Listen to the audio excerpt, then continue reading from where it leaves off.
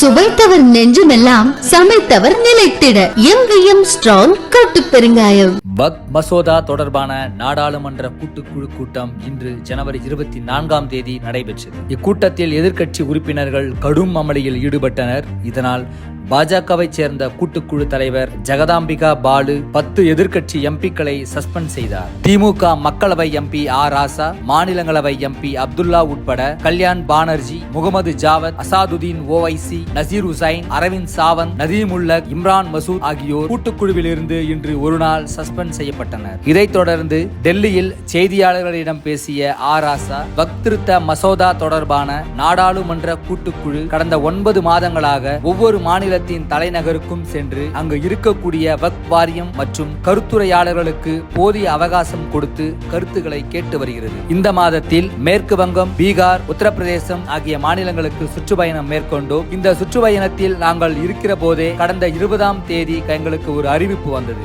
மீண்டும் 24ஆம் தேதி ஜேசிபி கூட்டம் நடைபெறும் என்று தெரிவிக்கப்பட்டிருந்தது. மேலும் அதில் அடுத்த 48 மணி நேரத்தில் வக்ஃப் திருத்த மசோதாவில் உள்ள ஒவ்வொரு சரத்துக்கும் நீங்கள் என்ன திருத்தத்தை கொண்டு வர விரும்புகிறீர்கள் என 48 மணி நேரத்தில் தெரிவிக்க வேண்டும் என்று சொன்னார்கள். இதுவே எங்களுக்கு புதிதாகத்தான் இருந்தது. இப்படி ஒரு நாளும் நடந்தது இல்லை. தொடர்ந்து 24ஆம் தேதியே நாங்கள் என்ன திருத்தம் கொடுத்தோமோ அது ஒவ்வொரு பிரிவாக விவாதிக்கப்படும் என்று சொன்னார்கள். நான் இதற்கு ஆரம்பத்திலேயே எதிர்ப்பு தெரிவித்தேன். அதற்கு ஜேபிசி தலைவர், உங்கள் கோரிக்கை நியாயமானதுதான், குறைந்த காலம்தான் இருக்கிறது, அரசாங்கத்திடம் பேசிவிட்டு சொல்கிறேன் என்றார். அதன் பிறகு எதுவும் அவர் தெரிவிக்கவில்லை. இதை அடுத்து 22ஆம் தேதி நான் ஒரு கடிதம் எழுதினேன். அதில் நீங்கள் ஒப்புக்கொண்டபடி கால அவகாசம் தரவில்லை. 21ஆம் தேதிதான் ஜேபிசி குழுவில் இருந்த ஒவ்வொரு உறுப்பினர்களுக்கும் அவர்களது மாநிலங்களுக்கு புறப்பட்டார்கள். அவர்கள் சென்று வருவதற்கு 22ஆம் தேதி ஆகிவிடும். மீண்டும் 24ஆம் தேதி கூட்டத்தை கூட்டினால் நாங்கள் ஏற்கனவே வைத்திருந்த சட்ட திருத்தம் குறித்து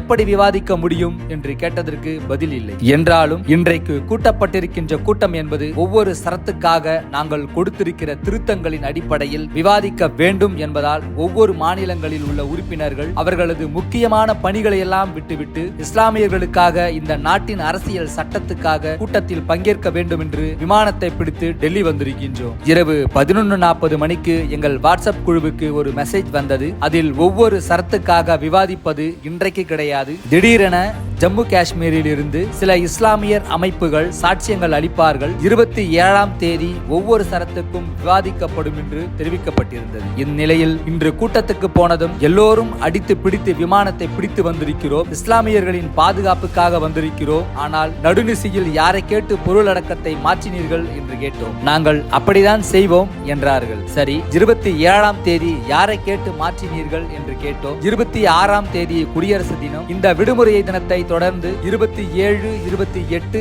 29, 30 ஆகிய தேதிகளில் எங்கள் நாடாளுமன்ற தொகுதிகளில் பணிகளை வைத்திருக்கிறோம். ஏப்ரல் 4ஆம் தேதி வரை கால அவகாசம் இருக்கும் நிலையில் இவ்வளவு அவசரமாக கூட்டத்தை கூட்ட அவசியம் என்ன? எங்களுடைய அச்சம் என்னவென்றால், இவ்வளவு வேகமாக ஒரு அறிக்கையை தாக்கல் செய்து அதை நீங்கள் நடைபெறவிருக்கின்ற டெல்லி மாநில தேர்தலுக்காக பயன்படுத்த இருக்கிறீர்கள் என தோன்றுகிறது. இந்துக்களின் ஓட்டுக்களை வாங்குவதற்காக இதை செய்கிறீர்களோ என்ற ஐயமும் இருக்கிறது என்று சொன்னோம்.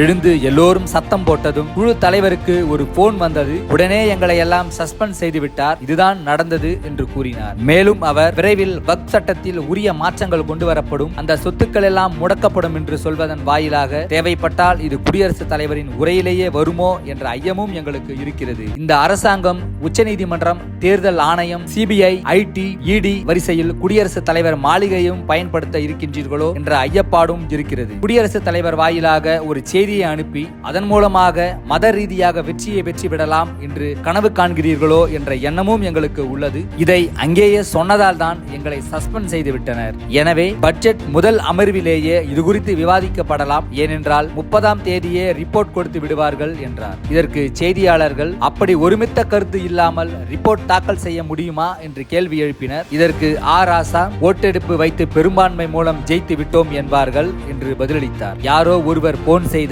அந்த போன் போன் வந்ததும் உங்களை சஸ்பெண்ட் செய்து விட்டார்கள் என்று சொல்கிறீர்கள். பிரதமர் மோடி, உள்துறை அமைச்சர் அமித்ஷா அல்லது சபாநாயகர் இவர்கள் மூவரில் ஒருவருக்குத்தான் சஸ்பெண்ட் செய்ய சொல்ல அதிகாரம் இருக்கும். அப்படியானால் யார் அந்த ஒருவர் என்று செய்தியாளர்கள் கேள்வி எழுப்பிய போது அந்த மூவரை சரியாக கண்டுபிடித்து விட்டீர்கள். ஆனால் அந்த மூவரில் சஸ்பெண்ட் செய்ய சொன்னவர் யார் என்று புலனாய்வு வைக்க வேண்டியதுதான் என்று குறிப்பிட்டார் ராசா. சுவைத்தவர் நெஞ்சுமெல்லாம் சமைத்தவர் நிலைத்திட எங்கேயும் ஸ்ட்ராங் கட்டு பெருங்காயம்.